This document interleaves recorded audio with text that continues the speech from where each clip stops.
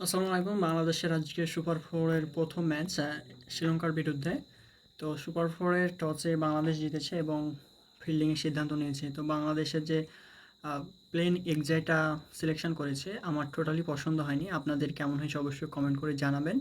তো চলুন আপনাদের প্লেইং এক্সাইটটা একটু দেখাই। আপনারা স্ক্রিনে দেখতে পাচ্ছেন সাইফ হাসান, তানজিদ হাসান, তামিম, লিটন দাস, তাহিদ হৃদয়। তাহিদ হৃদয়কে যে কেন রাখছে সেটা আমার মাথায় আসছে না, হয়তো বা আছে ঢাবির কোটাতে আছে সামিম জাকির আলী, ঠিক আছে। তারপর মেহেদী হাসান, এখানে মেহেদী হাসানকে আমি এক্সপেক্ট করছি না। এই যে এখানে রিশাদ আহমেদকে নিলে বেশি ভালো হতো বা বেটার হতো। তারপরে তাসকিন আহমেদ, শরীফুল, মুস্তাফিজুর রহমান আর নাসুম আহমেদ আছে। তো এখানে খেয়াল দেখলে বুঝতে পারবেন যে এখানে মানে ব্যাটসম্যান আছে, প্রপার কোয়ালিটিস ব্যাটসম্যান আছে মাত্র 6 জন।